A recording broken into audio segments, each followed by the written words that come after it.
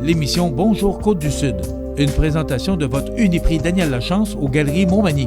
418-248-8191. Chez Uniprix aux Galeries Montmagny, notre priorité, c'est d'abord vous offrir un service de proximité, personnalisé et professionnel. Vaste gamme de produits, les plus grandes marques dans les cosmétiques et un service rapide de livraison. Uniprix aux Galeries Montmagny. 418-248-8191. Votre Caisse populaire Desjardins de Montmagny, au cœur de votre vie. La Caisse Desjardins de Montmagny vous offre à participer aux multiples implications à la vie communautaire qu'elle supporte dans la région. Votre Caisse populaire Desjardins de Montmagny, au cœur de votre vie. Suivez-nous sur notre page Facebook et une excellente journée à vous. Mardi 26 novembre 2019. Mise en garde contre des vendeurs itinérants sur le territoire de la ville de Montmagny. Les licences pour chiens 2020 sont maintenant disponibles pour les propriétaires magny-montois. Le vieux pont de l'île d'Orléans sera démoli. La coop de capital média trop risqué, un modèle d'affaires jugé hasardeux par Desjardins. L'Auto-Québec cherche les gagnants de plusieurs lots non réclamés. Au sport, le projet de développement du biathlon à Lillet est lancé. 2 belles victoires pour l'Everest, les résultats de la Ligue de hockey olympique du dernier week-end, et les Canadiens qui s'entraînent intensivement pour se préparer à affronter Boston ce soir. Tous les détails de ces nouvelles dans un instant.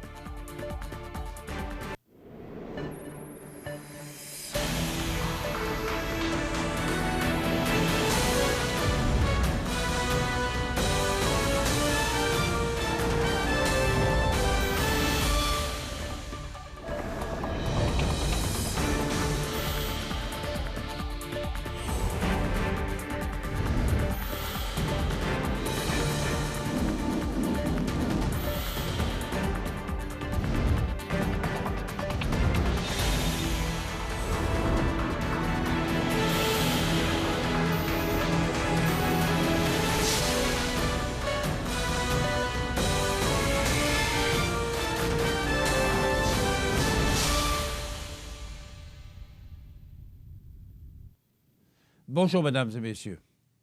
Au cours des derniers jours, des vendeurs de produits de protection incendie se sont déplacés sur le territoire de Montmagny pour effectuer des inspections à domicile. Les autorités tiennent à préciser que ni la Ville de Montmagny, ni le Service de la sécurité incendie et de la sécurité civile n'a mandaté une compagnie pour inspecter les maisons ou vendre des produits de protection incendie. La population est ainsi invitée à signaler la présence de ces vendeurs itinérants. Le Service de la sécurité incendie et de la sécurité civile de Montmagny tient à rappeler aux citoyens d'être vigilants lorsqu'une personne se présente à leur porte pour faire de la prévention incendie. Les pompiers du service se déplacent toujours avec un véhicule identifié au nom de la ville ou du service et ils portent toujours un uniforme. De plus, les pompiers ne vendent aucun produit. Ils ne font que vérifier le fonctionnement et la conformité de vos appareils. Pour communiquer avec le service de la sécurité incendie et de la sécurité civile de la ville de Montmagny, il suffit de téléphoner au 418-248-3362, poste 2300.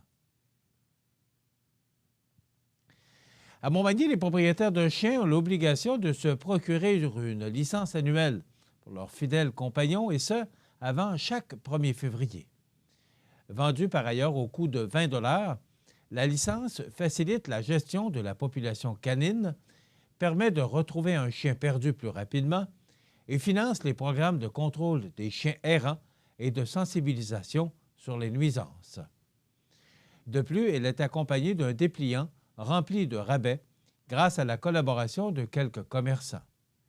Pédicure gratuite, réduction du coût d'inscription à un cours canin et rabais à l'achat d'accessoires ou de moulets pour chiens, tels sont les incitatifs proposés aux propriétaires de chiens, dont le Service des loisirs, de la culture et de la vie communautaire de Montmagny. Les licences de chiens 2020 sont donc disponibles dès maintenant à la réception de l'Hôtel de Ville de Montmagny.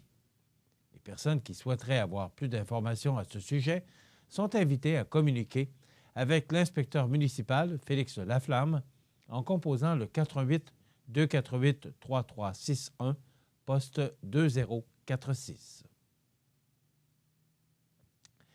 Le sort en est jeté pour le vieux pont de l'île d'Orléans. Après s'être regardé la possibilité d'en faire un lien cycliste et piétonnier, le ministère des Transports a finalement décidé de le démolir dès la mise en service du nouveau pont en 2027. La décision quant à l'avenir du pont actuel, dont l'inauguration remonte à 1935, a été annoncée dans un simple communiqué de presse lundi. Le ministère des Transports justifie cette décision, notamment en raison des importants investissements financiers qu'occasionnerait sa remise en état, son entretien et son changement de vocation.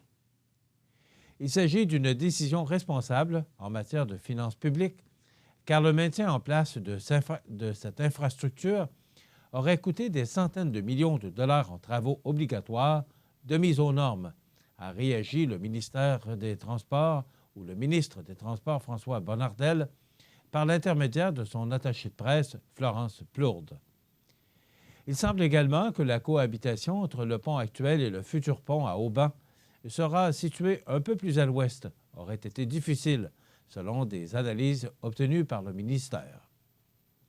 De plus, le nouveau pont sera doté d'une piste polyvalente pour les vélos et les piétons, ce qui laissait l'ancien pont sans aucune nouvelle fonction définie, a-t-on souligné au cabinet du ministre Bonnardel. Le ministère reconnaît la valeur patrimoniale du pont actuel, construit entre 1932 et 1935. C'est pourquoi des gestes seront posés afin de conserver des traces de cet ouvrage, précise le ministère. Une démarche de consultation sera entreprise en temps et lieu. Le ministère des Transports fait aussi valoir que le démantèlement du pont actuel réduira certaines contraintes liées à l'écoulement des eaux du Saint-Laurent. Sa démolition offrira du même coup plus de latitude aux concepteurs du nouveau pont en ce qui a trait à son intégration paysagère.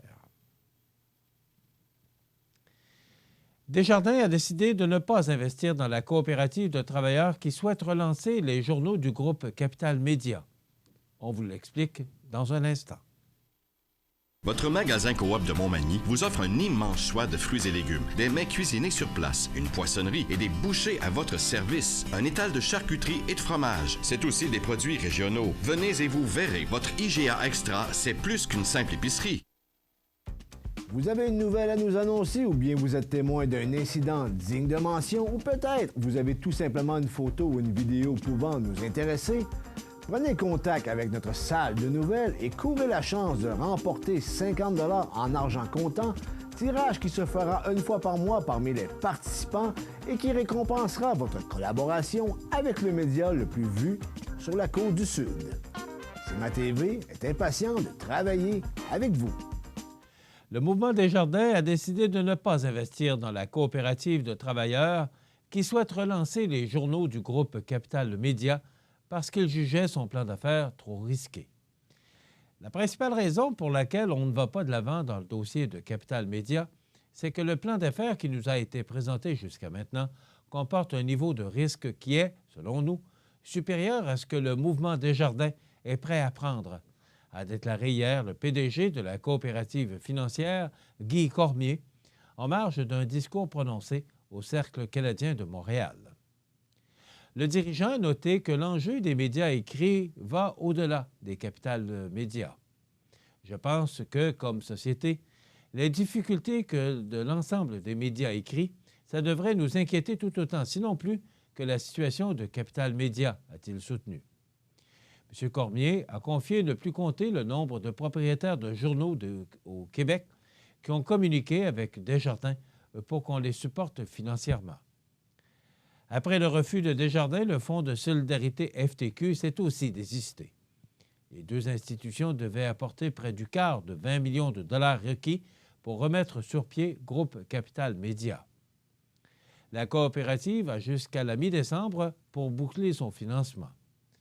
Desjardins se dit néanmoins prêt à contribuer à un fonds qui viendrait en aide à l'ensemble de la presse écrite.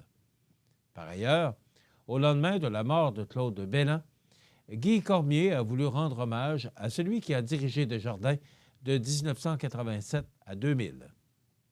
C'est un homme qui n'avait pas peur de proposer du changement et je suis convaincu qu'il a positionné le mouvement Desjardins pour le 21e siècle, a affirmé M. Cormier. Il n'y a pas un festival, un aréna ou une activité quelconque qui ne bénéficie pas, de près ou de loin, d'un certain soutien du mouvement Desjardins, a-t-il ajouté. Je pense que ça fait partie du legs de M. Belland d'avoir un mouvement Desjardins qui est présent sur le territoire, qui est engagé dans la société et qui contribue, encore aujourd'hui, au succès du Québec. L'Auto-Québec est à la recherche des gagnants de 5 lots qui n'ont pas encore été réclamés, dont 2 qui arrivent à échéance dans les prochains jours. 2 détenteurs de billets gagnants d'un lot de 500 000 et d'un lot de 250 000 achetés respectivement dans la région de la Capitale-Nationale et dans la MRC de Joliette sont notamment recherchés par l'Auto-Québec, car ces 2 lots arrivent à échéance le 30 novembre 2019 et le 1er décembre 2019. De plus, 3 lots de 1 million de dollars n'ont toujours pas trouvé preneur. Les billets gagnants ont été achetés dans les Laurentides pour le tirage de l'extra du 24 juillet dernier, à Salaberry de Valleyfield pour le tirage du loto 649 du 16 novembre dernier, ainsi qu'à Gatineau pour le tirage du Québec Max du 5 juillet dernier.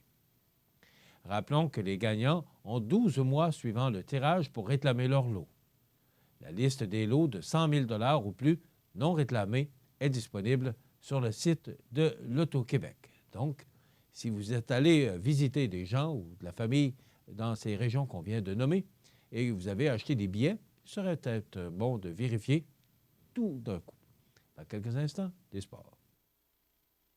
Je m'appelle Zachary et mon sport préféré, c'est le hockey. C'est grâce à l'Association des amputés de guerre si je peux jouer au hockey, parce que j'utilise une prothèse qui m'aide à tenir mon bâton de hockey. Je peux faire des lancers frappés, je peux manier la rondelle. Moi, je fais partie de l'Association des amputés de guerre. C'est comme une équipe. Merci!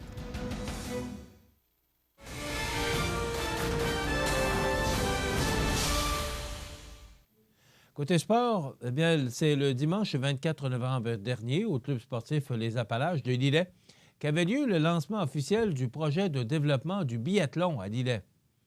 Sous forme de déjeuner continental, l'événement avait comme objectif de présenter le projet de partenariat avec le Club sportif Appalaches et l'aide financière obtenue de la MRC de Lillet par l'entremise du Fonds d'initiative Jeunesse, tout en y dévoilant la fiche des commanditaires. Plusieurs personnalités étaient présentes à l'événement, dont la députée ministre Marie-Ève Proulx, le député fédéral Bernard Généreux, le préfet de la MRC de Lillet, René Laverdière, ainsi que le maire de Lillet, Jean-François Pelletier. Les membres de la Ligue navale du Canada succursale Lillet-sur-Mer étaient heureux d'accueillir leurs invités dans le décor enchanteur du club sportif Appalaches et de servir des produits fournis généreusement par des fournisseurs locaux. Les officiers du corps de cadets de la Marine royale canadienne J.E. Bernier ont présenté les carabines au laser écologiques et sécuritaires achetées grâce à la bourse du Fonds d'initiative Jeunesse, remise par la MRC de Lillet, ainsi qu'aux généreux commanditaires. Les cadets, quant à eux, étaient très fiers de présenter le magnifique uniforme spécialement conçu et destiné par des jeunes filles de la région, Jade Bernard et Jessie Michaud. Ils en ont profité pour partager leur expérience au sein du corps de cadets grâce au meilleur programme pour la jeunesse qu'est le programme des cadets. Rappelons que ce projet est né du désir de faire connaître et développer le biathlon auprès des jeunes de notre région. Grâce au partenariat réalisé entre le Club sportif Appalaches et le corps de cadets de la Marine royale canadienne J.E. Bernier de Lillet, les 2 organismes à but non lucratif ont ainsi créé un environnement propice à la pratique de ce sport. Ce rêve est maintenant une réalité. Merci à ceux qui ont contribué à la réalisation du projet, entre autres la MRC de Lillet, le Club sportif Les Appalaches, Plastique Gagnon, Municipalité de Lillet, les industries à Misco, ASP Expert Conseil, Camco Construction, Promutuel Montmagny Lillet, Pavage Sellers Jéricho, Ouellette Canada, Humano Médical, Gabriel Guimont et Fils, Cytec Corbin et bien d'autres. Merci également aux fournisseurs du déjeuner, entre autres Casse-Croûte Chéline, Boucherie Richard Morin, Restaurant La Restop, Alimentation Saint-Pierre, les Gâteries de l'Ami, Boulangerie Cibuet, la Seigneurie des Aunais et le marché Tradition Aubonne. Ce merveilleux sport est accessible à tous les jeunes de 12 à 18 ans qui désirent vivre des expériences enrichissantes et inoubliables au sein du programme des cadets. Tout y est gratuit et l'inscription est possible en tout temps en contactant le commandant Danny Garand au 291 40 55 ou Sylvie Cloutier, présidente de la Ligue navale du Canada, succursale L'Île-sur-Mer au 234 2430. Vous pouvez également venir nous rencontrer à l'école secondaire Bon Pasteur de Lillet, entrée du gymnase, tous les vendredis à partir de 18h45. Toujours côté sport, dans la Ligue de hockey junior 3A du Québec, l'Everest de la Côte-du-Sud a enregistré 2 gains cette fin de semaine pour ainsi aligner 4 victoires consécutives. L'Everest recevait la visite des Forts de Chambly vendredi à Montmagny et dès le départ, les hommes de Simon Olivier ont pris les choses en main, trouvant le fond du filet à 6 occasions au premier 20. Les Forts ont fait une remontée en deuxième période, marquant à 2 reprises, mais l'Everest a assommé l'équipe adverse avec 2 buts supplémentaires en troisième. L'Everest l'a finalement emporté par la marque de 8-3. Adam Veilleux réintégrait l'alignement, lui qui avait manqué les 8 dernières semaines d'activité, incommodé par une blessure au bas du corps. Ce dernier a ouvert la marque et Dominique Cormier, Olivier Pouliot avec 2 buts, Yann-Cédric Gaudreau, encore lui, et Alexandre Gagnon avec 2 buts ont été les autres marqueurs pour l'Everest. Dimanche, les Forts avaient la chance de prendre leur revanche chez eux, mais l'Everest avait d'autres plans. Après avoir marqué le premier but, l'Everest a encaissé 3 buts en première période. Les Sud-Côtois ont démontré du caractère par la suite en inscrivant 3 buts à leur tour en l'espace de 5 minutes. Le match s'est toutefois joué en troisième période, alors que Gaudreau et Cormier ont cloué le cercueil des Forts pour faire 6-4. Everest est le plus regardé derrière. Cormier a connu un fort match avec un tour du chapeau. Yann-Cédric Gaudreau avec 2 buts et Jacob Lavallée ont été les autres marqueurs pour l'Everest. L'action reprendra ce vendredi 29 novembre dès 19h30 à Longueuil et le dimanche 1er décembre, l'Everest recevra le Shamrock du West Island dès 14h à l'Arena de Montmagny. L'action reprenait ce dimanche dans la Ligue de hockey olympique de Montmagny avec 2 parties au programme. Dans la première partie, Hockey-Pneus André Ouellette visitait Nagevant. L'équipe d'Hockey-Pneus André Ouellette a d'abord pris les devants 3-1 après 2 périodes. Les hommes de Nagevant sont revenus en force en troisième période, marquant 2 buts rapides. Le match s'est terminé par une égalité à 15 secondes de la fin. Résultat final, 4-4. Les marqueurs du côté d'Hockey-Pneus André Ouellette sont Mathieu Bolduc, Jérémy Gontier, Steve Bernier et Marc-Antoine Leblond. Lors de la deuxième partie, Fusion Optimum recevait le groupe MG. Après une première période plus tranquille, c'est bien une avalanche de buts qui a caractérisé les 2 périodes suivantes. Le match a ainsi été serré jusqu'à la toute fin et c'est le groupe MG qui repart avec la victoire et ce par la marque de 8-7.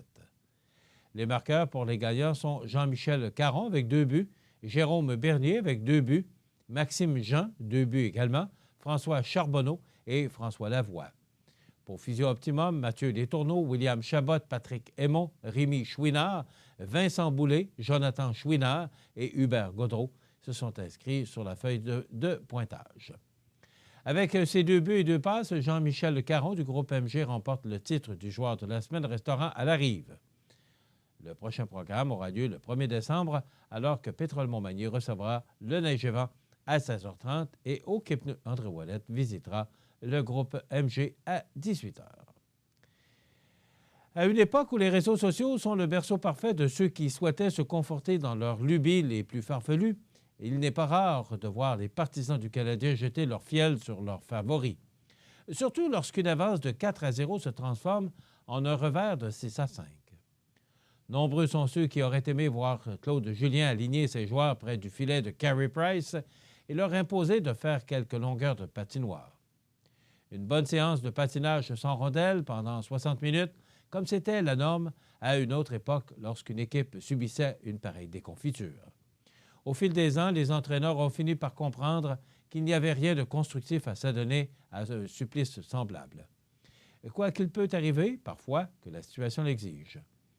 Quand c'est relié à un manque d'effort, ça peut arriver qu'un entraîneur donne une séance d'entraînement punitive. Mais dans notre cas, ce n'était pas de la paresse, a indiqué l'entraîneur du Canadien.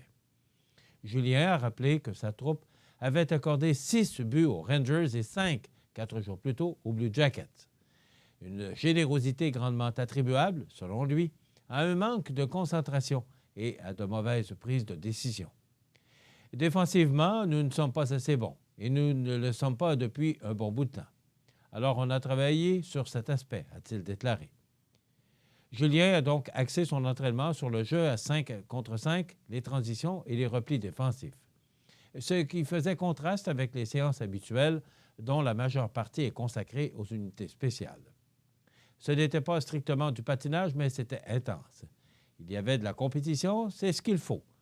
Depuis le premier jour du camp d'entraînement, nous ne cessons de mentionner que la meilleure façon de s'améliorer, c'est de pousser entre coéquipiers, a expliqué Brendan Gallagher.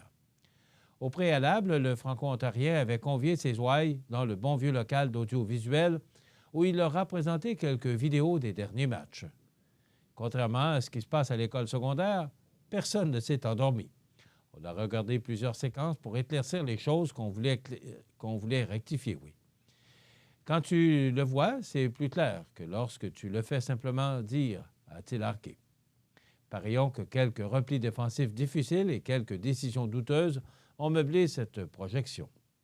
Nous n'avons pas aidé nos défenseurs. On doit mieux travailler en unité de 5 en zone défensive et on doit être meilleur en territoire neutre, a déclaré Thomas Tatar, dont la fiche de -6 est la pire de l'équipe au cours de l'actuelle séquence de 4 revers. On a travaillé sur les aspects déficients qui permettront d'améliorer notre jeu. Espérons que ce sera visible demain, a-t-il ajouté, en parlant de ce soir. Vaut mieux que ce soit le cas puisque la grosse machine des Browns sera en ville ce soir. La troupe de Bruce Cassidy a marqué au moins 4 buts dans 4 de ses 6 derniers matchs. Depuis son revers contre le Canadien le 5 novembre, elle affiche un dossier de 4 victoires, 1 défaite et 3 victoires en prolongation. L'incorrigible Brad Marchand sera surveillé. Ses 7 points, dont 3 buts, lui ont valu la première étoile de la semaine dans le circuit Bettman. David Pasterniak, avec 4 buts en autant de rencontres, n'est pas en reste. Patrice Bergeron, auteur de 4 mentions d'assistance à sa dernière sortie, ne participera pas au match car il est blessé au bas du corps et il n'a pas accompagné les Blues pour ce court voyage de 2 matchs à Montréal et Ottawa. Il a raté 2 matchs la semaine dernière pour les mêmes raisons. Voilà ce qui complète notre bulletin d'actualité pour aujourd'hui. Si vous avez des nouvelles à nous transmettre, vous pouvez le faire en communiquant avec notre salle des nouvelles au 88 241 1313 poste 226. Ou encore, vous pouvez nous écrire à nouvelles@cmatv.ca. Vous pouvez également nous suivre comme plus de 12 370 personnes le font maintenant sur la page Facebook de cmatv.ca. Vous êtes à l'antenne du réseau de télévision CMA-TV, le média le plus regardé et le plus suivi, ce qui le confirme numéro 1 de l'information sur la Côte-du-Sud. Je voudrais terminer en vous invitant à une entrevue très importante que nous avons réalisée hier en compagnie de René Têtu, qui est producteur de grains à Montmagny, qui vit des heures difficiles comme d'autres producteurs en raison de cette pénurie de propane due à la grève du CN. Donc, c'est à ne pas manquer dans la dernière partie de notre émission de ce matin. Dans quelques instants, les prévisions de la météo et l'état des routes.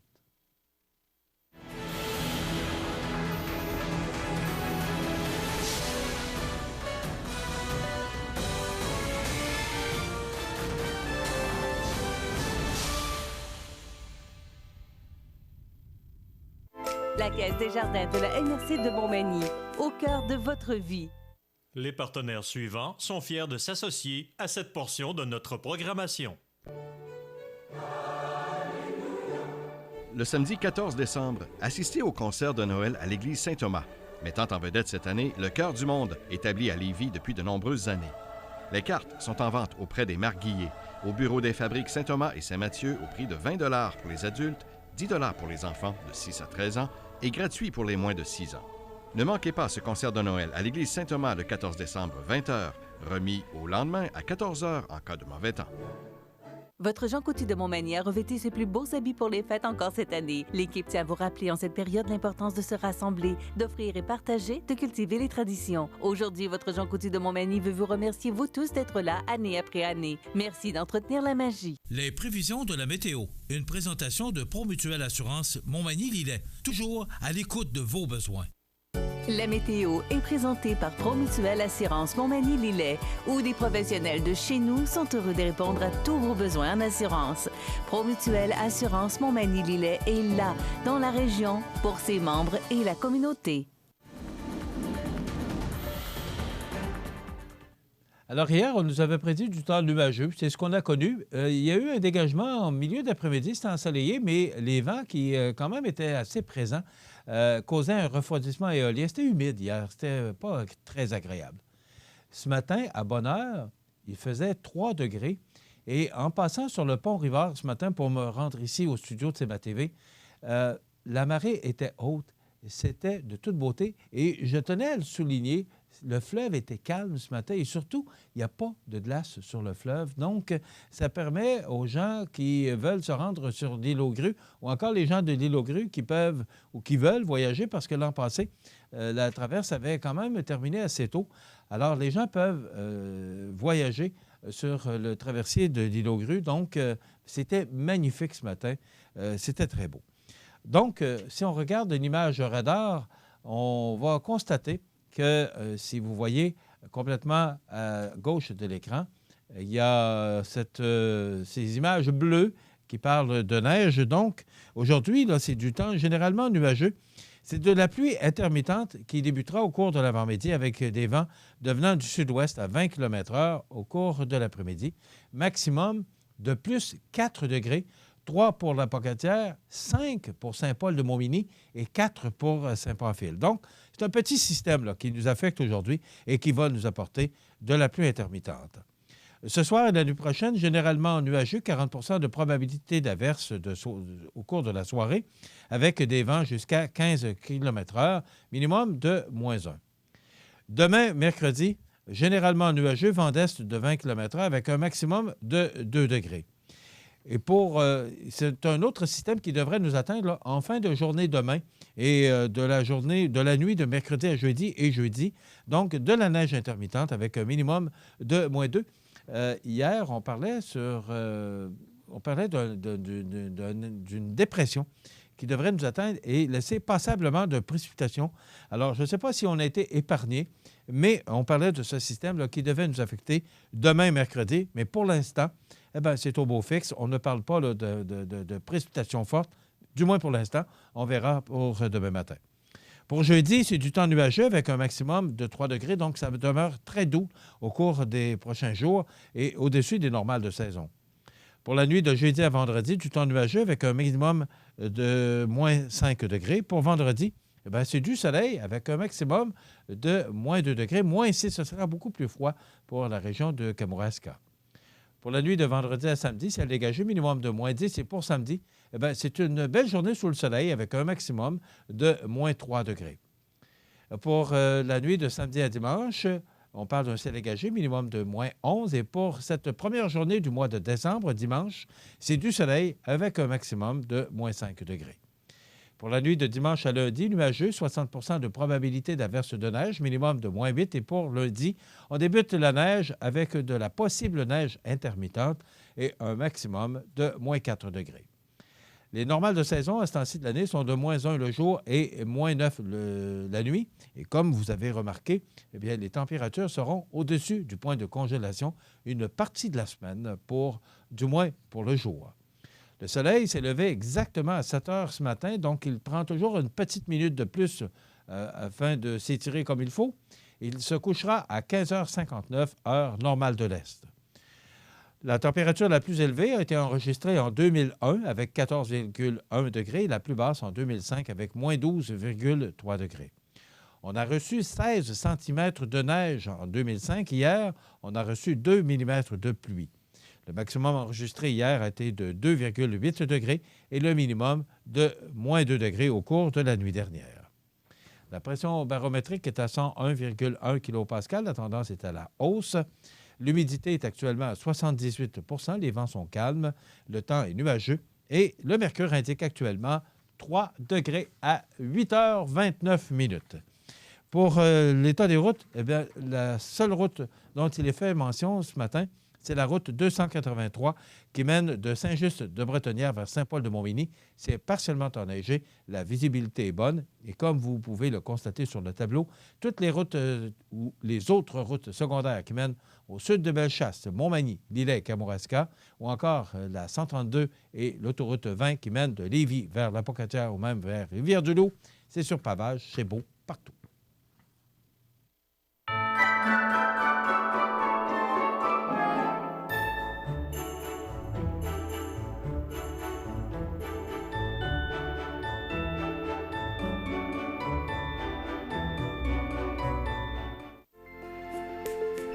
Profitez des avantages exclusifs aux membres des Jardins. Visitez le www.desjardins.com pour les découvrir. Les caisses Desjardins de la région vous souhaitent bonne journée. Vous regardez le réseau de télévision C'est ma TV. Les anniversaires IGA vous sont présentés par votre magasin Coop IGA Extra de Montmagny qui vous rappelle que bien manger, ça commence dans votre magasin Coop IGA Extra de Montmagny. Venez vivre la différence à votre magasin Coop IGA Extra de Montmagny. C'est aujourd'hui, mardi, le 26 novembre 2019, et c'est le temps de souhaiter bon anniversaire à nos jubilaires de ce mardi 26 novembre. Eh bien, c'est l'anniversaire aujourd'hui à Mme Judy Garreau. C'est de la part de tous ses enfants qui l'aiment beaucoup. Eh bien, elle les aime beaucoup, ses enfants aussi, Mme Judy Garreau, car elle nous téléphone régulièrement pour souhaiter bon anniversaire à ses enfants, ses gendres, belles-filles, et voilà. Alors, Mme Judy Garreau, tous nos vœux vous accompagnent en ce mardi 26 novembre. Vous voulez souhaiter bonne fête aux gens que vous aimez, vos parents, vos amis, tout simplement, vous nous téléphonez en tout temps, 24 heures par jour, 7 jours par semaine, au 88 241 1313, poste 229. Vous pouvez aussi le faire longtemps d'avance, il n'y a pas de problème. Nous, on va le mettre en filière et le jour venu, eh bien, on se fait un plaisir de souhaiter bon anniversaire aux gens que vous aimez, vos parents, vos amis. Et vous savez que tous les vendredis, on procède au tirage d'un certificat cadeau de 25 $ offert par votre magasin Coop IGA de Montmagny. Aujourd'hui, c'est l'anniversaire, en ce 26 novembre, à David Veilleux. C'est le premier Québécois à participer au Tour de France. Il a 32 ans. C'est l'anniversaire aujourd'hui à Patrice Lauzon, athlète de patinage artistique, avec Marie-France Dubreuil. Il a 43 ans. Luc Séné, comédien, acteur et animateur, 61 ans. Et Tina Turner, chanteuse américaine, elle a 80 ans aujourd'hui. On se souvient des disparus un 26 novembre. En 2018, Bernardo Bertolucci, 77 ans, réalisateur italien et auteur notamment du dernier Tango à Paris. C'est Stéphane Ellenberg qui est décédé en 2018 également, 57 ans, créateur du personnage Bob l'éponge. Et en 2017, décédé trop jeune, à l'âge de 55 ans, l'auteur, compositeur, interprète et aussi musicien et chanteur des Bébés, Patrick Bourgeois, que j'aime bien d'ailleurs, excellent chanteur, et le groupe Bébé qui a été très populaire au début, peut-être au milieu des années 90. Alors, ça complète les anniversaires de ce mardi 26 novembre. Dans quelques instants, on vous propose une chronique juridique toujours aussi intéressante. Ces chroniques, on apprend beaucoup de choses avec Maître Nathalie Dubé du groupe Mallette, donc c'est à ne pas manquer. Et aussi, je vous rappelle cette entrevue qu'on réalisera en dernière partie de notre émission avec René Têtu, qui est producteur de grains et qui, comme plusieurs producteurs de la région, vivent des difficultés à faire sécher leurs grains en raison de cette grève des Teamsters du CN. Alors, c'est à ne pas manquer cette entrevue à compter à toute fin de notre émission. Bonne fin d'émission. L'Hôtel Oiselière à Montmagny, les plaisirs de l'été à l'année. Chambre luxueuse, forfait santé et mieux-être au Mariposa. La meilleure table en ville au restaurant La Couvée. L'Hôtel Oiselière pour une escapade exotique à prix plus qu'abordable. Certificat cadeau toujours disponible. L'Hôtel Oiselière à Montmagny. Les meilleurs rabais du Vendredi fou, c'est à votre Sport Expert de Montmagny. C'est simple, il y a des rabais sur tout. Du vendredi 29 novembre au dimanche 1er décembre seulement. Profitez-en! Vous regardez le réseau de télévision C'est ma TV. La chronique juridique. Une présentation de Nathalie Dubé, notaire, maintenant au 14 chemin des Poiriers à Montmagny. Alors, je vous souhaite la bienvenue à cette autre chronique juridique présentée par Maître Nathalie Dubé et du bureau du même nom. C'est cette chronique juridique qui est toujours très intéressante, alors qu'on a toujours des sujets. Je dirais que la dernière chronique, là, l'enfant inapte et vulnérable, là, les étapes à passer. Oui. Mais ça fait partie. Il faut aller chercher de l'aide, il faut aller chercher des compétences pour se faire aider parce qu'on a la chance d'avoir justement Maître Nathalie Dubé qui peut nous aider. Et entre autres, parce que le sujet d'aujourd'hui, ce ne sera pas mieux, les étapes sur le règlement de la résolution lors d'une séparation. Autrement dit, là, en bon français, qui garde la maison? Oui, exactement. Je pense que ça résume bien la chronique d'aujourd'hui. Parce que, bon, il y a des fois que ça se fait à l'amiable, mais pas souvent. C'est ça. Je voulais revenir sur ce sujet-là. On en a déjà parlé dans des sections d'autres chroniques sur l'immobilier. Mais là, ce que je m'aperçois, c'est qu'avec les appels qu'on a de dossiers de ce genre-là, les gens nous appellent, bon, on se sépare, puis on a décidé qui garde la maison. Quand est-ce qu'on peut venir signer? Là, il faut que j'explique aux gens que ça se fait pas comme ça, juste nous appeler, puis on signe le lendemain matin, parce que souvent, les gens n'ont pas vérifié leur dossier, puis s'ils étaient autorisés à faire le transfert de leur résidence entre eux. Fait que c'est pour ça que je vais revenir, justement, à la résidence familiale, là, lors d'une séparation, comment on procède pour faire le transfert à la personne qui va la conserver. Vous dites n'était pas autorisé. Quelle autorisation ça prendrait? Créancier. OK. Tout le monde a une hypothèque sur notre résidence. Bien important, hein? En tout cas, il y en a des chanceux qui n'en ont pas, mais moi, j'en ai une. Alors, c'est ça, les étapes. C'est sûr que lorsqu'il vient une séparation, la plupart des gens sont capables de s'entendre à l'amiable. C'est sûr qu'il y a des médiateurs aussi pour ça. Il y a plein d'aspects, tu sais, la garde des enfants et tout ça. Donc, moi, je n'entre pas dans ce volet-là. Mais pour la séparation des biens, on peut avoir fait une entente avec notre médiateur familial ou l'avoir fait vraiment directement l'un ensemble, les deux ex-conjoints ensemble et être arrivé à un règlement. Donc, le règlement peut être tout carrément, bon, on décide de vendre la maison, puis on va aller habiter ailleurs. Fait qu'à ce moment-là, il n'y a pas trop de problème. La maison se met en vente, elle se vend, puis vous venez signer les deux chez notaire lorsque votre acheteur vient l'acheter. Donc, j'ai pas trop de travail de négociation, d'accompagnement avec les gens qui se séparent à ce moment-là. Par contre, il y a souvent un des deux ex-conjoints conserve la maison et ont une entente sur le prix, la façon de payer l'autre conjoint, de remettre les sommes et tout ça. Donc, c'est là que j'entre en scène pour soit compléter le règlement qui a été fait, parce que souvent, ils l'ont fait ensemble sur le coin d'une table ou verbalement, et même avec un médiateur. Des fois, on vient aussi apporter d'autres aspects pour arriver à la cession entre conjoints qui va se faire. Est-ce que c'est la solution la meilleure? Quand on réussit à s'entendre ensemble? Oh oui. Oui, hein? On dirait le dicton, la pire entente vaut mieux que le meilleur jugement. Donc, oui, c'est sûr que l'entente est toujours la solution à prioriser. Puis même, les tribunaux, maintenant, depuis quelques années, privilégient les règlements, les autres règlements des différends que le jugement. Donc, on parle autant de la médiation, de l'arbitrage, de la négociation. Donc, il y a même des séances de médiation obligatoires maintenant avant d'aller devant le juge. Donc, c'est important d'essayer de s'entendre. Puis c'est la meilleure solution aussi. Mais ça ne doit pas arriver souvent. Quand on est rendu à se séparer, c'est parce que... Ah, ça arrive quand même. Oui? Quand même souvent. Souvent. Je suis content d'entendre ça. Oui. C'est sûr qu'on n'entend pas de négociation sur nos biens le lendemain de l'annonce. Il faut y aller quand même avec les étapes, les étapes du deuil. Dans une séparation, il y a les étapes du deuil aussi. Donc, puis, il faut être rendu au niveau, il ne faut pas être encore au niveau émotionnel. Des fois, je dis aux des clients qui viennent me voir, j'ai dit là, vous pensez avec ça ici, moi, il faut que je vous ramène ici.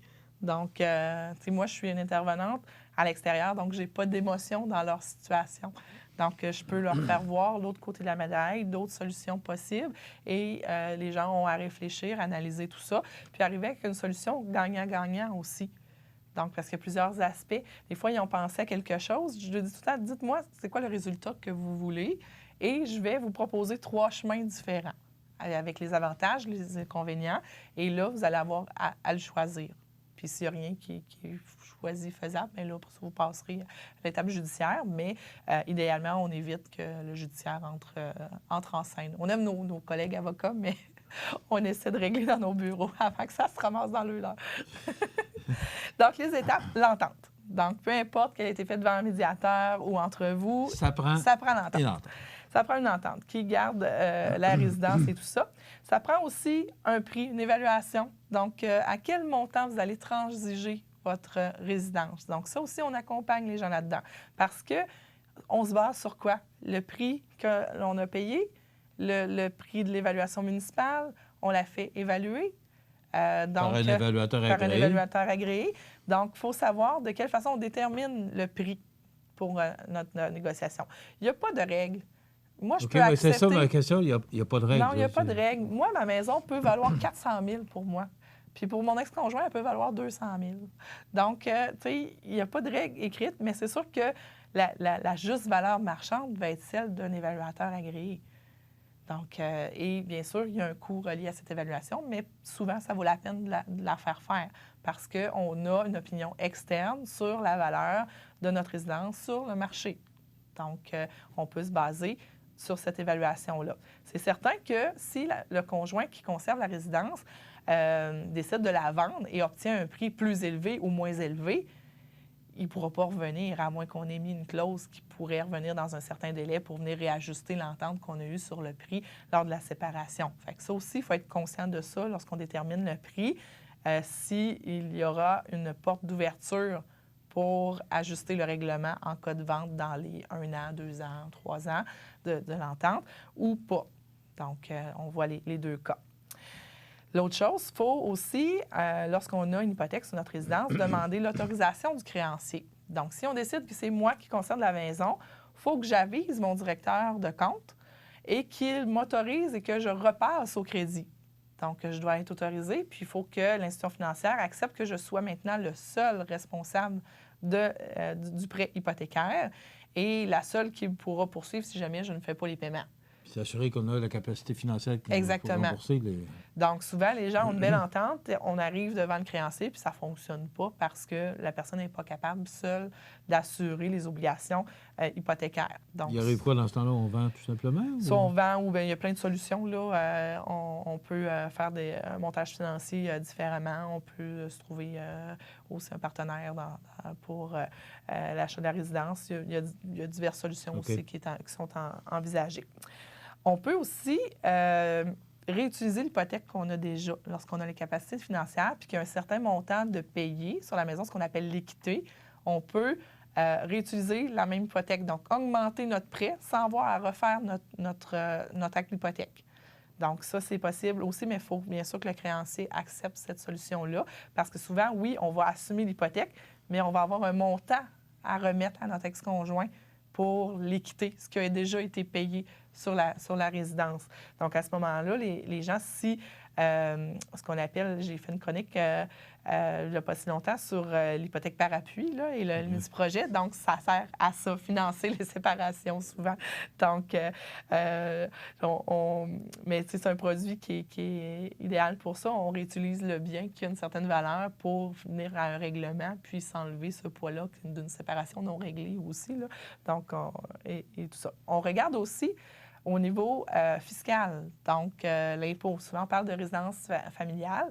Il y a une exonération au niveau du gain en capital et tout ça, mais parfois, les contreparties ne sont pas nécessairement seulement reliées à la résidence familiale. Des fois, j'ai des terrains qui sont liés avec ça et tout ça. Il faut s'assurer aussi que les deux ex-conjoints, il n'y en a pas un qui se ramasse avec une facture d'impôt, puis l'autre non. Donc, on essaie de justement avoir des solutions gagnantes-gagnantes, puis que les affaires soient réglées équitablement, puis que tout le monde soit heureux après la transaction, et non pas qu'ils sortent de notre bureau, puis il a l'impression de s'être fait avoir. Et tout ça, il faut vraiment qu'on analyse toutes les facettes, autant les inconvénients et les avantages pour chacune des parties. Donc, et l'analyse fiscale concerne ça.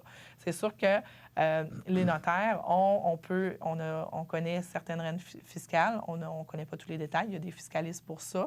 Puis c'est sûr que dans mon équipe multidisciplinaire, on a aussi des fiscalistes du groupe Mallette, on a aussi des fiscalistes qui peuvent venir confirmer notre réflexe en fiscalité ou la solution proposée si tout est correct dans le règlement qu'on veut faire. Donc, c'est tout ça qu'on analyse. Mais vous parlez beaucoup de la maison, mais c'est tous les biens à partir du moment où il y a séparation. Les voitures, tout, ça s'embarque? Oui, oui, là, c'est sûr que je m'attarde beaucoup à la maison parce que c'est souvent ce bien-là. Oui, mais c'est le plus gros. C'est le plus gros, celui qui a le plus de valeur et tout ça. Mais oui, parfois, on a justement les autos, les prêts sur les autos, les cartes de crédit. Est-ce qu'il faut faire un bilan avant d'aller vous voir, là, les deux personnes, du moins si ça se fait à l'amiable, de faire un certain bilan, de dire tout ce qu'on a comme actif et passif, puis est-ce que ça vous simplifie la chose? Oui, souvent les gens l'ont fait. S'ils ne l'ont pas fait, on va poser des questions. Okay. Donc, qu'est-ce qu'il y a à séparer? Avec eux. Parce que souvent, là, ils nous arrivent avec un prix, bon, je lui rachète, je paye l'hypothèque, puis je lui dois 40 000. Puis là, moi, je décortique, vous avez fait comment pour évaluer ce 40 000-là? Mais des fois, je m'aperçois qu'il y a un prêt d'auto, il y a la moitié de la marge de crédit, des choses comme ça, qui ne sont pas nécessairement reliées à la maison. Fait que moi, dans mon travail, lorsque je fais un contrat sur une résidence, je vais m'assurer que les montants qui sont transigés, puis la manière de rédiger, je vais m'assurer que leur entente est bouclée au complet. Donc, si le 40 000 vient régler aussi le camion, la tente roulotte et tout ça, je dois l'indiquer dans mon contrat. Fait que ça fait leur entente de séparation en même temps. Et cette entente-là, elle est publique au niveau de la résidence, mais elle n'est pas publique pour le reste. Je peux publier par extrait au registre foncier. Donc, je peux avoir réglé les meubles, les autos, la tente roulotte, là, ou les actifs comme ça, dans le même document, mais sans nécessairement le rendre public. Donc, c'est pour ça que des fois, les gens nous trouvent tannants parce qu'on pose des questions. Mais tu sais, ça reste entre nos quatre murs. Il n'y a pas d'informations qui circulent, mais on va poser la question. Ça comprend, avez-vous réglé les autos, avez-vous réglé les meubles, avez-vous réglé... Mais on n'abordera pas les questions de garde ou de pension alimentaire et tout ça. C'est pas de notre ressort, c'est avec le médiateur ou leur avocat. Mais tout ce qui est les biens, on va questionner, savoir de quelle façon sont arrivés à leur règlement et le mettre sur papier pour qu'il y ait une preuve, justement. Parce que ça arrive, des fois, on s'entend, puis une semaine, un mois, 3 mois après, bien là, on revient sur notre parole, mais si je n'ai pas d'écrit, les paroles s'envolent, les écrits restent. Donc, l'importance d'aller vous voir, puis à quel moment ça doit se faire? C'est au moment de la séparation ou c'est quoi le moment propice, là, le meilleur moment? Est-ce que c'est au moment où on décide, bon, bien, ça ne marche plus, on prend chacun notre bord, puis... ça dépend des circonstances. Est-ce qu'il y a un moment propice? C'est ça. Si c'est une séparation d'un consentement mutuel et tout ça, puis les gens ne sont pas dans les émotions vives, donc ça peut se faire là. Tandis que parfois, on a une partie qui est rendue là, l'autre n'est pas rendu là. Là, on laisse passer un petit peu de temps. Puis il faut avoir le temps aussi de vérifier nos choses. Qu'est-ce qu'on a à séparer? Qu'est-ce que ça vaut?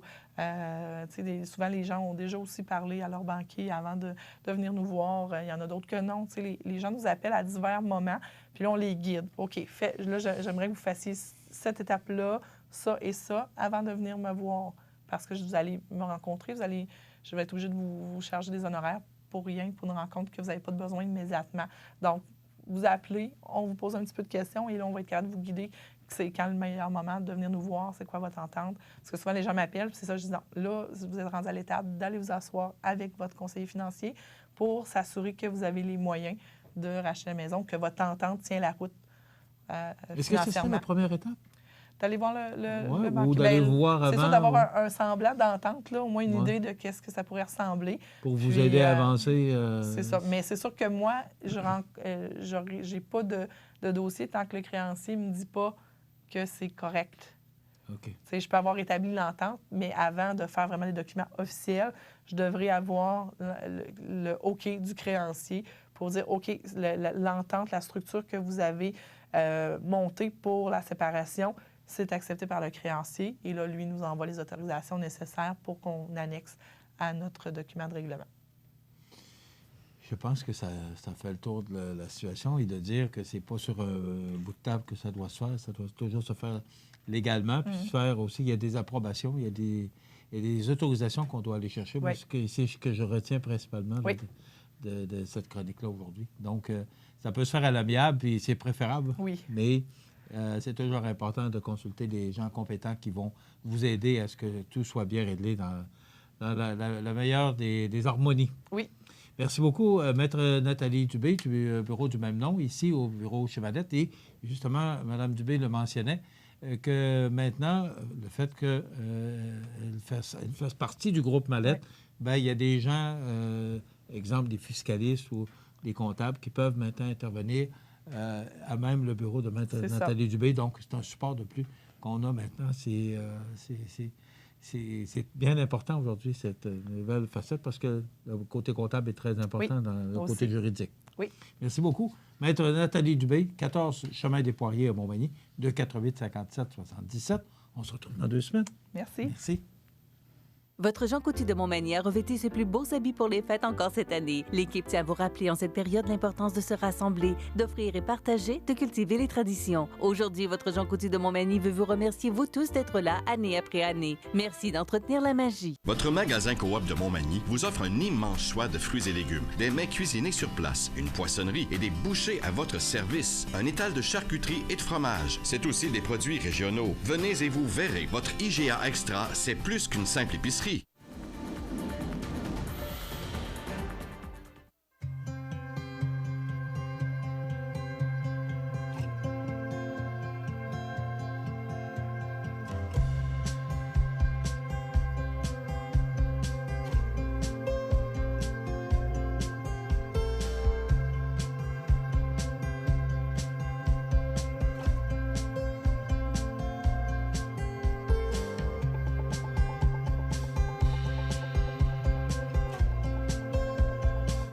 Les partenaires suivants sont fiers de s'associer à cette portion de notre programmation. Chez Mariposa Spa, là où le temps s'arrête, on vous accueille chaleureusement en l'espace d'un moment. Avec soin, vous avez accès à la piscine, spa et sauna sans frais supplémentaires, et cela que vous soyez client de l'hôtel ou pas. Situé au cœur de la Pocatière, Iris dispose d'une variété de lunettes soleil, lentilles cornéennes et vous offre les services d'examen de la vue et le suivi de chirurgie au laser. Iris la Pocatière, 615 4e avenue Pinchot, 856 15 22. Iris la Pocatière, faites l'expérience d'une meilleure vision maintenant. La chronique des offres d'emploi présentée par le Centre d'aide et de recherche d'emploi Montmagny-Lillet, le CAR, organisme à but non lucratif, à Montmagny, Saint-Fabien-de-Panay, Saint-Pamphile et Saint-Jean-Port-Joli, 418 248 9559 ou lecar.ca.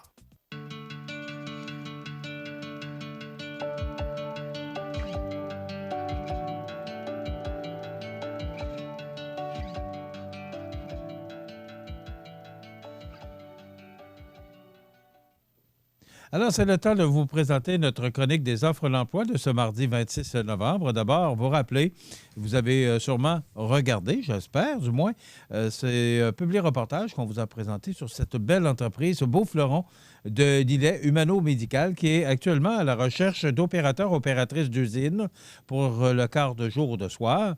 Également, opérateurs, opératrices spécialisés, robots soudeurs, quart de soir. Donc, les salaires sont très intéressants pour les opérateurs, opératrices d'usine. Ça débute avec 19,17 $ et pour les opérateurs, opératrices spécialisées, 22,10 $. C'est quand même très intéressant comme condition de travail. Plus une prime quart de soir de 2,15 $. Donc, si vous voulez vous joindre à une équipe grandissante ou encore, vous avez de la famille, des gens là, qui aimeraient ça venir s'installer dans la région, mais qui d'abord doivent se trouver un emploi, c'est pas le choix qui manque ici, mais particulièrement humano-médical, une entreprise jeune, avec des jeunes dynamiques, des gens, vous avez vu, si vous avez regardé le reportage, là, l'enthousiasme qui règne au sein de cette belle entreprise qu'est Humano-Médical de Lillet. Une autre belle entreprise, ProLam de Cap-Saint-Ignace, qui est là depuis 1997, qui se trouve parmi les joueurs de haut niveau sur le marché nord-américain de plancher de remorque, qui est à la recherche d'électromécaniciens et d'électromécaniciennes journaliers et journalières. Ces emplois sont à combler, sont à temps plein permanent. La formation au poste de travail est donnée sur place par du personnel qualifié et des formateurs externes. Les conditions de travail offertes sont très compétitives et l'environnement est structuré et sécuritaire. Donc, si ça vous intéresse, vous faites parvenir votre curriculum vitae chez ProLam au rh@prolamfloor.com ou encore, tout simplement, vous allez porter votre curriculum vitae comme vous pouvez le faire chez Humano Médical. Vous pouvez également aller le porter directement chez ProLam à Cap-Saint-Ignace. Cette chronique des offres d'emploi qui vous est présentée par votre centre d'aide en recherche d'emploi Montmagny-Lillet. Donc, on recherche, et vous allez voir sur le site du car.ca, de nombreuses offres d'emploi. Donc, il y en a pour Lévis, Saint-Just-de-Bretonnière, également plusieurs pour Montmagny. Vous comprendrez que c'est le centre d'aide en recherche d'emploi Montmagny-Lillet.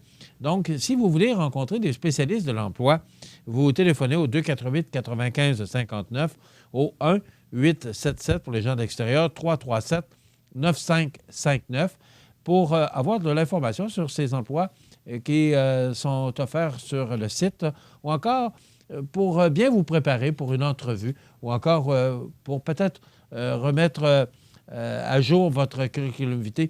Toutes ces choses, vous pouvez le faire en compagnie des spécialistes de l'emploi du Centre d'aide en recherche d'emploi Montmagny-Lillet, 248-95-59 ou encore lecar.ca.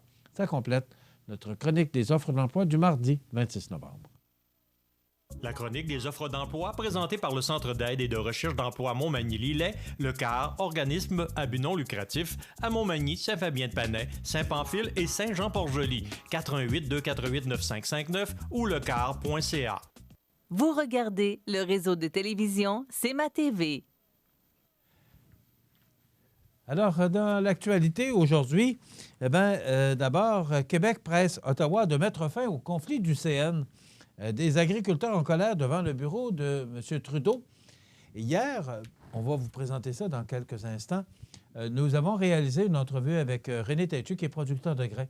Il faut vraiment regarder cette entrevue-là pour bien comprendre les enjeux, les difficultés que vivent les producteurs de grains actuellement en raison de cette pénurie de propane là, qui sévit au Québec. C'est vraiment criant. Ça risque encore, d'abord, de faire perdre toutes les productions de grains. Aussi, il y a des hôpitaux qui ont besoin, des fermes là, qui ont des animaux qui ont besoin de chaleur et ça prend du propane. Et de la façon que René nous l'expliquait hier, le propane est un combustible qui donne beaucoup de chaleur, qui produit beaucoup de BTU, ce que le mazout ne peut pas faire. Il va l'expliquer dans quelques instants. Je vous invite à écouter cette entrevue. C'est très intéressant. On est en plein champ hier et ça démontre là, vraiment toutes les difficultés que vivent ces agriculteurs. Il me semble qu'ils en ont assez de difficultés autres que celles-là à vivre. On pourrait au moins les laisser tranquilles avec ça, ce conflit-là. Et moi, j'ai écouté un reportage d'Emmanuel Latraverse hier sur LCN qui mentionnait que là, étant donné que le gouvernement est en train de se former suite aux élections, eh bien, si on devait procéder à une loi, il y a toutes sortes de procédures parce que le gouvernement n'est pas là actuellement. Il vient d'être élu. On est en train le Conseil des ministres a été formé la semaine dernière. Alors, toutes les étapes à franchir pour arriver à cette loi spéciale, on imagine que ça prendrait, selon Mme Latraverse, entre 10 et 15 jours à partir du moment où les députés sont convoqués. Mais à partir du moment où les députés sont convoqués, c'est à peu près 48 heures pour réunir tout le monde à la Chambre des communes. Alors, la loi pourrait être votée dans une dizaine de jours minimum, une quinzaine de jours maximum. Ça ne règle pas le problème.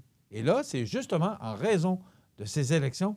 Si le gouvernement était là et siégeait normalement, bien, probablement que cette loi-là serait ou aurait pu être votée très rapidement. Mais comme le gouvernement est en formation à cause des élections, eh bien, on imagine que ça pourrait prendre entre 10 et 15 jours. Donc, attendez pas une loi spéciale. Ça ne viendra pas. C'est pas ça la solution. Alors, c'est vraiment pas drôle ce qu'ils vivent. Et vous savez, on est assis dans nos bureaux confortablement, dans notre maison. Mais quand on jase avec des gars comme René Têtu, on apprend beaucoup de choses et on imagine que ces agriculteurs-là l'ont pas toujours facile. Dans quelques instants, restez avec nous, justement, cette entrevue qu'on vous présente avec René Têtu, producteur de grains à Montmagny. La résidence funéraire Boulanger vous propose une gamme complète de services personnalisés afin de répondre à tous vos besoins en matière de funérailles. Nous vous fournissons des installations et des services innovants qui répondent aux besoins en évolution des familles d'aujourd'hui. Nous prenons soin de tout afin que vous puissiez vous concentrer sur ce qui est le plus important, votre famille, vos amis et vous-même. Salon funéraire complètement rénové pour votre plus grand confort, grand stationnement, facilité d'accès. La résidence funéraire Boulanger, pour bien faire dans la dignité.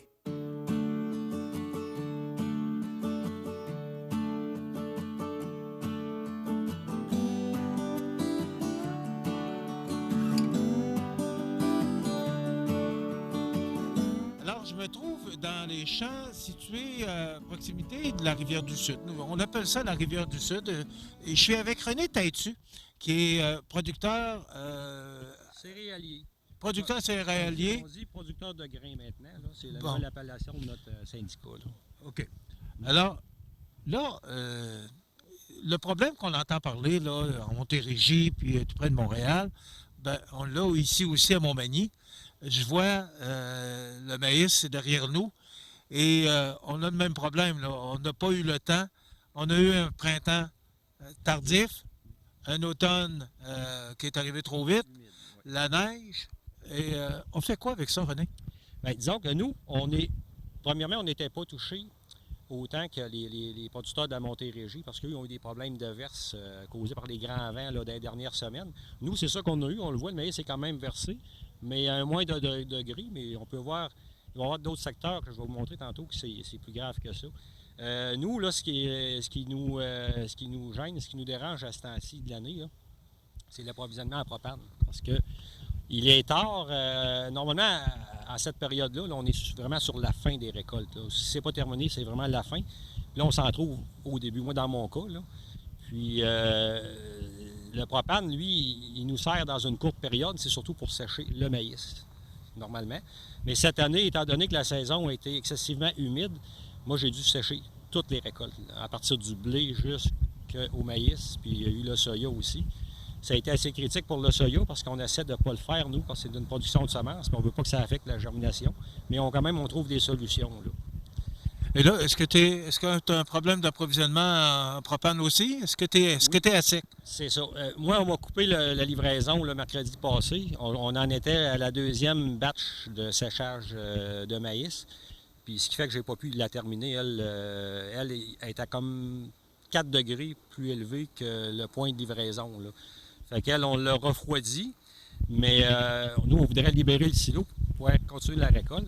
Mais pratiquement, là, c'est impossible de le faire, peut-être en utilisant un chauffage d'appoint que j'ai loué, là, mais il reste que pour la suite, on va être obligé d'arrêter parce qu'il faut vraiment attendre d'avoir nos livraisons de propane pour continuer parce que dans les conditions qu'on récolte cette année, le maïs il est vraiment trop humide. C'est impossible. Et on ne connaît pas ça, René. Alors, oui. ça fait quoi, là, que le maïs soit trop humide? Là? Toi, tu es un connaisseur, tu es producteur. Mais pour nous autres, là, ça fait quoi que le maïs soit trop humide? Indice, c'est qu'en général, on réussit à récolter le maïs dans des conditions normales à autour de 25 d'humidité. On le ramène environ à 15. Cette année, il est autour de 35. Pourquoi? Dans la moyenne. C'est que la saison a été plus froide que prévu. Les semis ont été retardés. On a semé dans les limites acceptables à l'assurabilité. Fait que la saison étant plus fraîche, le maïs a eu de la misère à se rendre à maturité. Puis on a eu des gels aussi hâtifs. Souvent, ça ralentit le processus là, de finition là, du maïs de remplissage. Et souvent, il reste plus humide pour ces raisons-là. Ça affecte aussi la qualité parce que le poids spécifique il est moins élevé. Fait que le grain, souvent, il est même plus dur à détacher là, des épis là, quand on récolte. Là.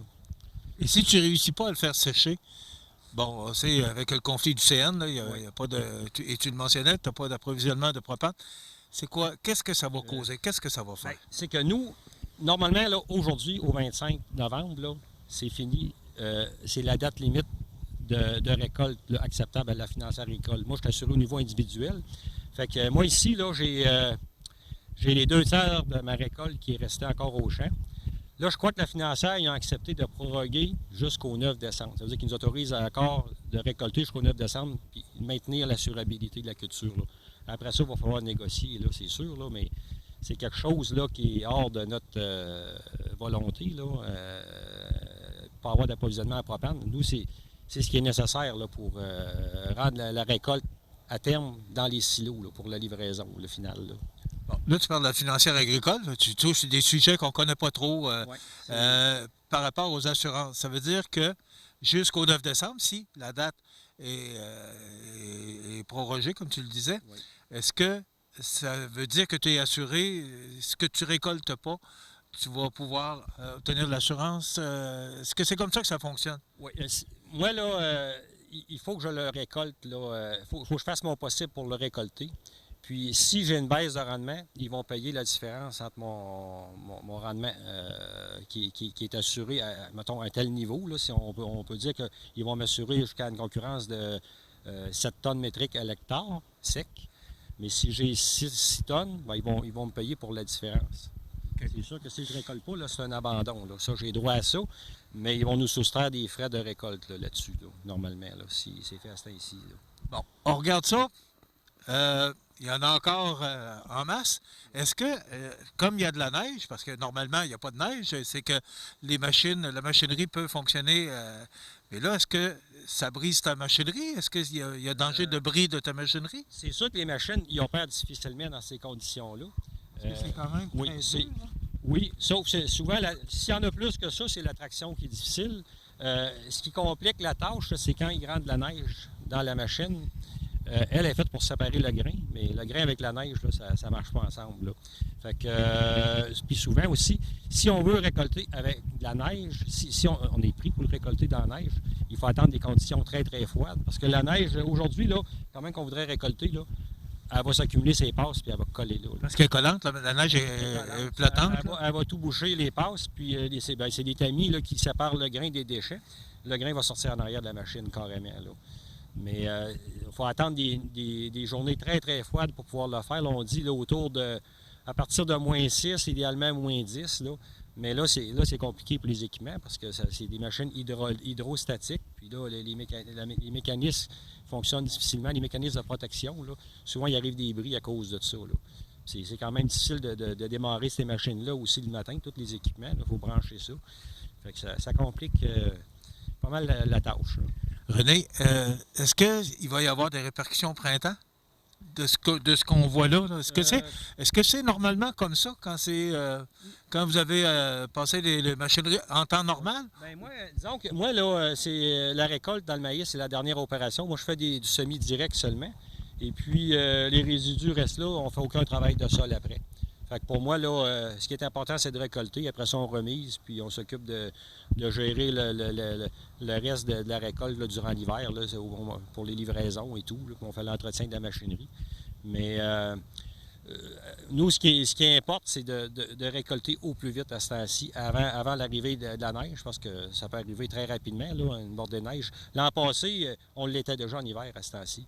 Moi, ma récolte de maïs a resté complètement au champ l'an passé. Là. On n'a pas été capable de rien faire, là, même une partie de la récolte de soya. Là. OK, donc c'est pas la première année que ça arrive? Non, dans notre région, c'est plus fréquent de terminer les récoltes dans la neige. On est quand même habitué à ça, là, mais disons qu'on essaye de se préparer toujours un petit peu plus d'avance. Là, mais cette année, là, ça a été extrêmement difficile de le faire. On n'a vraiment pas eu les conditions pour ça. On était quand même parti pour y arriver, mais il reste que la neige a quand même commencé assez tôt encore. Puis là, bien, c'est le contexte du propane. Là, c'est vraiment ça qui nous arrête. Puis ce qui est dommage, dans les prochains jours, on va avoir des super de belles conditions pour récolter. Puis on pourra probablement pas le faire parce qu'on ne pourra pas accumuler du maïs en tas en espérant le passer au séchoir. Mais si on n'a pas de propane, on risque de le perdre dans ce tas-là parce qu'il ne sera pas assez froid pour qu'il se conserve. Là. c'est pas assez gelé là, pour le récolter puis le conserver à ce moment-là. Là, on est sur les terres de René Têtu, mais il n'y a pas juste René Têtu qui est producteur. Ça touche un paquet de monde. Oui, apparemment qu'il y aurait peut-être, on dit qu'il y a à peu près encore 50 au Québec des récoltes qui ne sont pas faites, sont pas terminées dans le maïs. Là. C'est quelque chose comme 200 millions en valeur, je crois. Là. Est-ce que c'est dangereux pour les producteurs, financièrement? C'est assez critique parce que le maïs, c'est une production qui est assez coûteuse en engrais, les semences et tout. Là, ça implique beaucoup d'investissements au niveau opérationnel. Fait qu'il faut que tu supportes tout l'investissement de ça. Tu n'as pas le choix d'arrêter tes paiements. Là. Fait que cette récolte-là, si elle n'est pas faite, là, c'est sûr que ça nous emmène dans une situation assez difficile. Là. Et là, tu mentionnais, tu as quoi le pourcentage de récolte de fait actuellement? J'ai les 2/3 de fait. Là. Moi, il me reste environ là, 67 hectares là, à récolter encore. Là. Sur combien? Sur cette année, là, c'était ma petite année en maïs, là, j'avais 103 hectares en production. Okay. On va aller voir d'autres sites. Oui. On va aller montrer d'autres sites et on va poursuivre parce que c'est très intéressant. On apprend beaucoup aujourd'hui les difficultés des producteurs.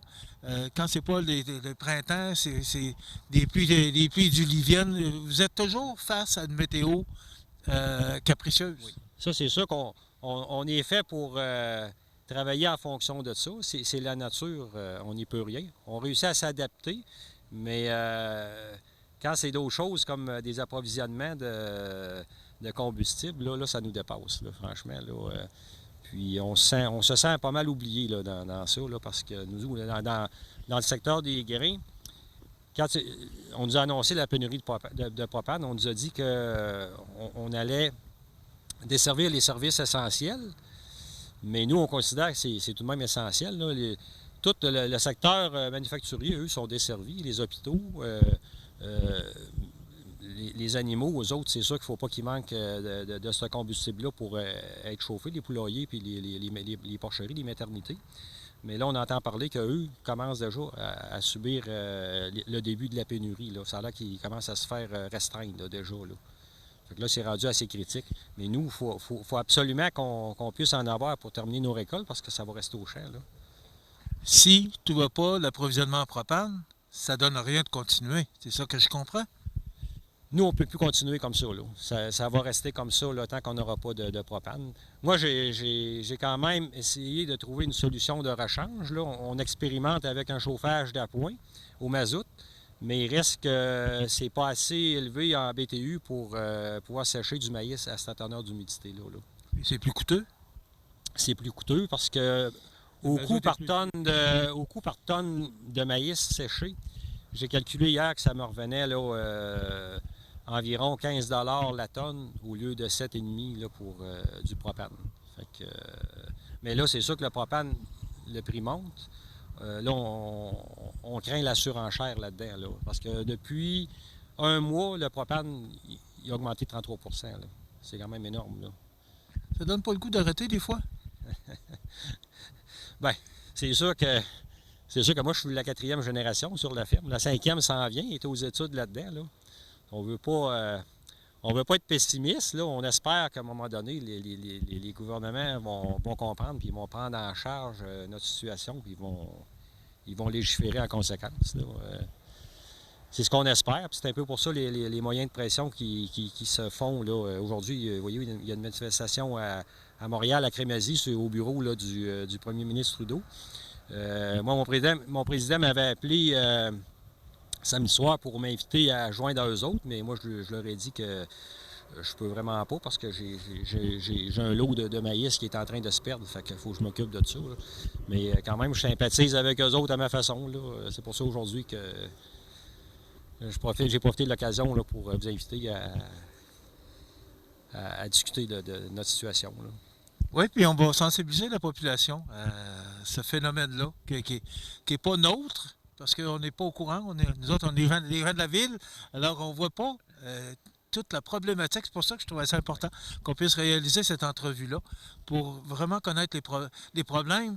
Et on les a vus, les tracteurs, à Montréal aujourd'hui, mais ils sont ici à Montmagny, puis ils sont partout dans notre région où il y a des producteurs. Au Québec, nous, c'est sûr qu'on est dans pas mal les dernières régions productrices de maïs. Là. On est le plus au nord-est du Québec. Là. Je vous dirais qu'il se fait du maïs grain, peut-être un petit peu passé la pocatière. Là. Après ça, là, c'est du maïs en silage, mais il est récolté plus tôt que ça. Là. Mais nous, on a quand même des unités thermiques pour le faire. Il y a des variétés. La génétique s'est améliorée au fil des années, puis on est capable de semer du maïs très hâtif ici, puis le récolter en même temps que les producteurs de la Montérégie. Là. Sauf que le potentiel de rendement est un peu moindre, là, parce qu'on s'entend qu'avec moins d'unités thermiques, le maïs a moins de jours pour se développer. Là. Et là, si le conflit ne se règle pas, on est lundi au moment où on enregistre en plein champ. Si le conflit ne se règle pas à court terme, c'est quoi les conséquences de tout ça? J'en ai aucune idée sur ce qui va se faire dans le futur, mais c'est certain que nos associations, ils vont faire leur possible pour qu'on ait un recouvrement, parce qu'à un moment donné, on ne peut pas subir des pertes comme ça, puis se laisser faire. C'est sûr que nous, là, aujourd'hui, il y a une manifestation. L'idéal, c'est que le gouvernement force le CN à remettre les trains en circulation pour nous approvisionner en propane, puis qu'il n'y ait pas de délai. C'est urgent, là, c'est dans les prochains jours qu'il faut en avoir, parce que de jour en jour, il y a toujours des pertes, ça n'arrêtera pas. Puis à un moment donné, bien, on va se ramasser que l'hiver va prendre pour de bon, puis ça va rester là. Correct. Les députés n'ont pas été, au moment où on se parle, là, à 3 heures lundi après-midi, les députés n'ont même pas encore été convoqués pour légiférer, alors on n'est pas... On ne comprend pas ce qui se passe. On a l'impression qu'ils sont encore dans l'ombre. C'est ça qui est choquant. Là. On n'a aucune idée de ce qui peut arriver. On ne sait pas si le CN va débloquer plus de wagons. Je sais qu'il y a un train qui est en circulation qui part d'Edmonton, mais apparemment qu'il y a du propane qui est confiné à Sarnia, puis il y aura des wagons pleins là. Je sais qu'il y a des fournisseurs, eux, qui ont choisi de quand même continuer à desservir la semaine passée leur centre de grains, des centres de grains auxquels ils fournissaient auparavant. Puis eux, il y avait quand même des réserves supplémentaires, puis ils envoyaient quand même des camions sur la route chercher du propane à Sarnia. Il fallait le faire, là. On apprend aujourd'hui que les agriculteurs ou les producteurs ont besoin de propane. On ne savait pas ça avant que ce conflit-là arrive. Alors, c'est une autre conséquence pour les producteurs. Disons que c'est le combustible qui est le plus utilisé pour le séchage du maïs, mais par contre, il s'en vient, il y aurait des méthodes d'appoint. Là. Moi, j'ai utilisé un projet de système à la biomasse cet été. Un organisme m'a offert de me faire une étude de rentabilité là-dessus, pour arriver à la conclusion que ma demande est encore pas assez élevée pour le rentabiliser. Fait que là, on se tourne plus vers le gaz naturel, là, parce que là, on est un peu tanné des situations comme ça. Bien là, on sait qu'à Montmagny, ça s'en vient.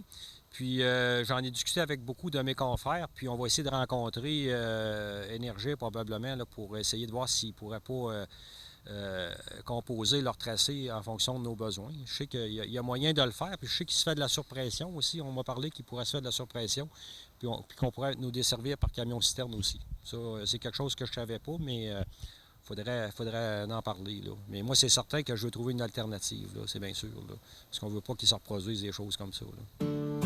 On va aller voir d'autres sites et on va conclure cette entrevue-là.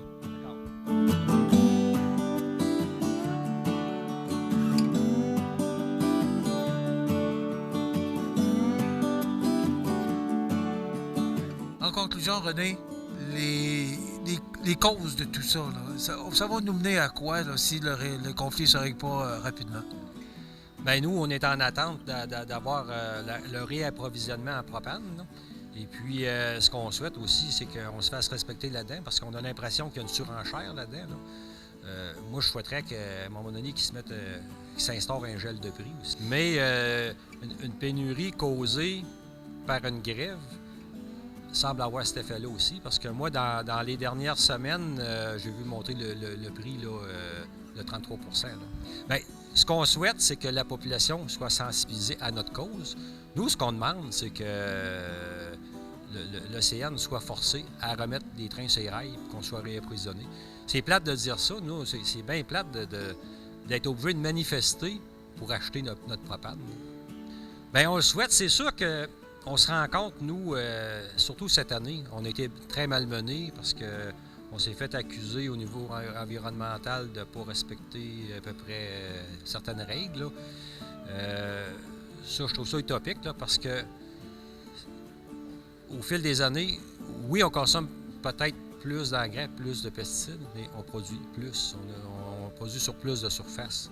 René Têtu, merci beaucoup de nous avoir reçus. Merci. Et en espérant que le message va passer. Je l'espère moi aussi. Puis j'encourage les gens là, à faire un peu de pression là, auprès là, des politiciens là, pour que le conflit se règle dans le plus vite. C'est rendu le minuit moins une, là, au moment où on se trouve. Là. Ça complète notre entrevue. Merci René. Merci aussi.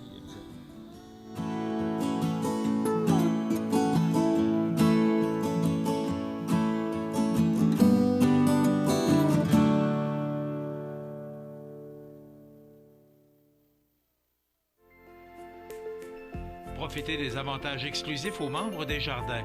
Visitez le www.desjardins.com pour les découvrir. Les caisses Desjardins de la région vous souhaitent bonne journée.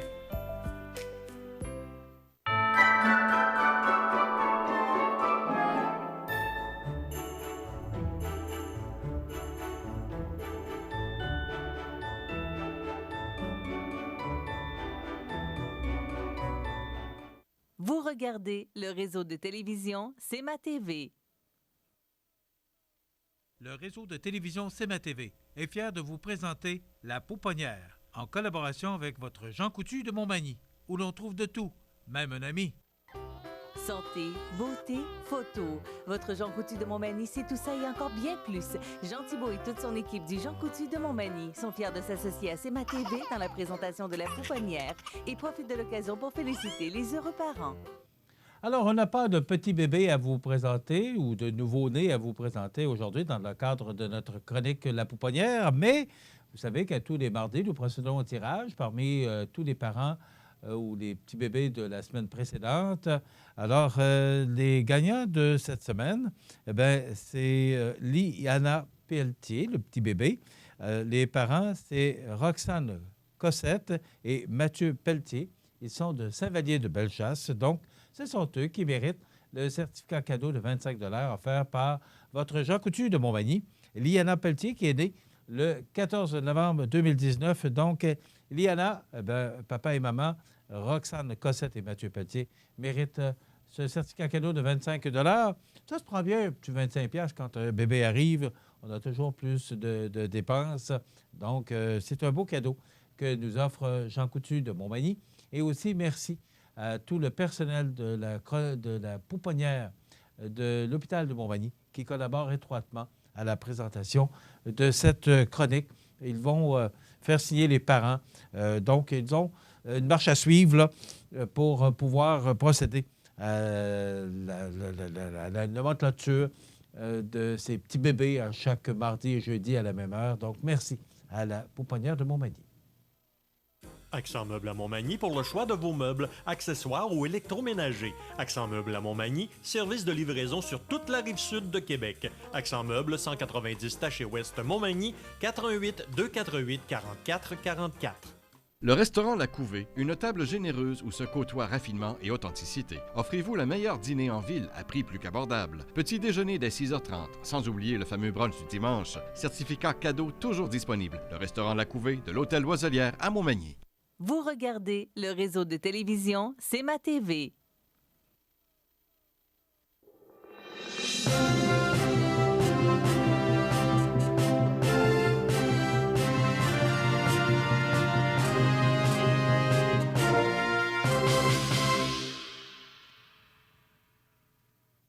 Donc, j'espère que vous avez apprécié ce reportage en compagnie de René qui nous éclaire un peu sur les difficultés. Je sais, vous avez vu la machinerie dans la neige là, et tout ce que ça crée à l'intérieur de cette machinerie-là.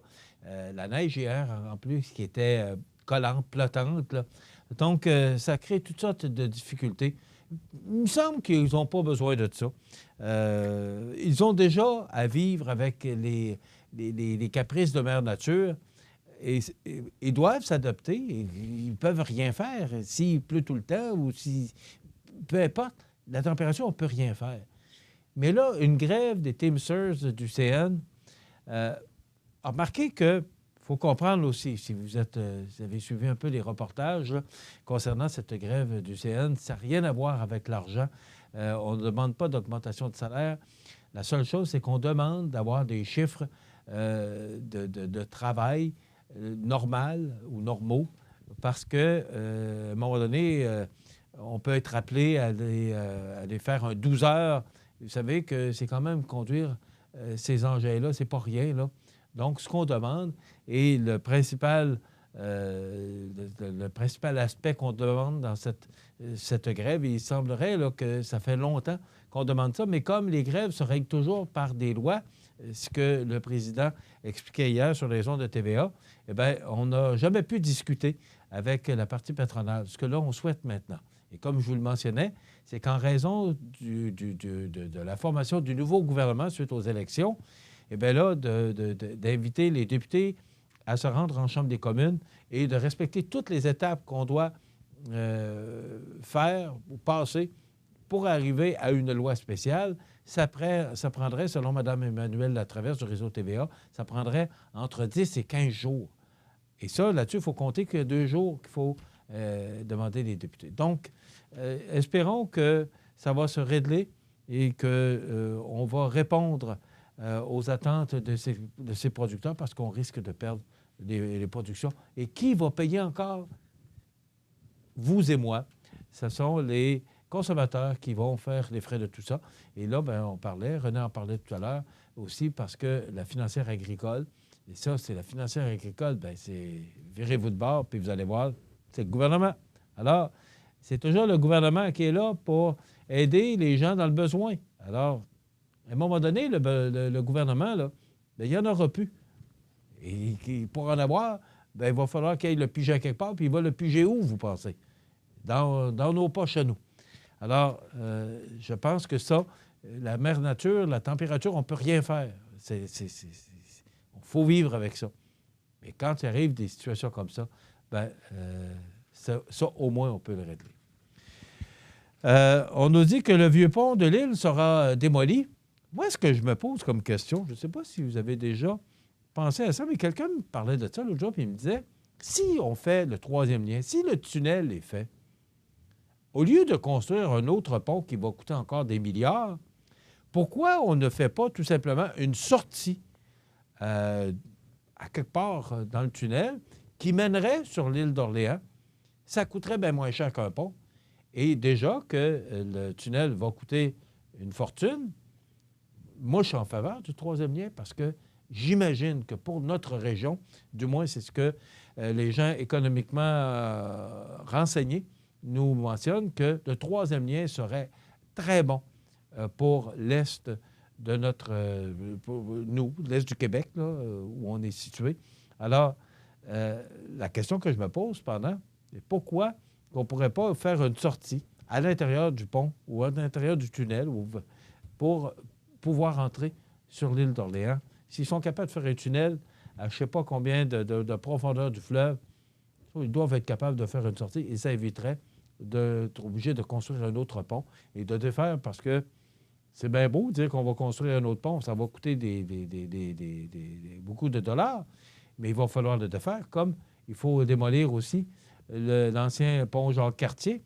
Et vous savez, je dis toujours la même chose, il n'y a pas de péage. Donc, tous les frais sont absorbés par les payeurs de taxes, vous et moi.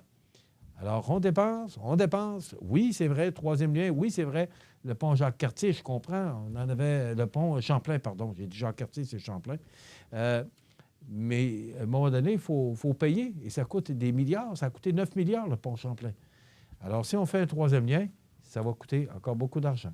Ça complète notre émission. Demain, nous recevons en entrevue André Lavallée et le directeur de l'école, Bernard Pouliot. Bonne journée, à demain.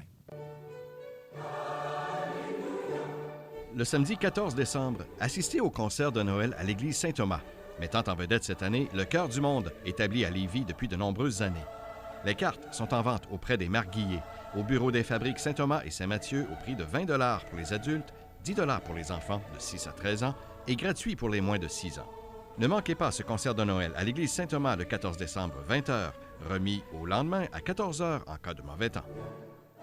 L'émission Bonjour Côte-du-Sud, une présentation de la pharmacie Uniprix des Galeries Montmagny. Service professionnel, grand éventail de produits, grande marque de cosmétiques, service de livraison. Uniprix aux Galeries Montmagny, 101 boulevard Taché-Ouest, 88 248 8191.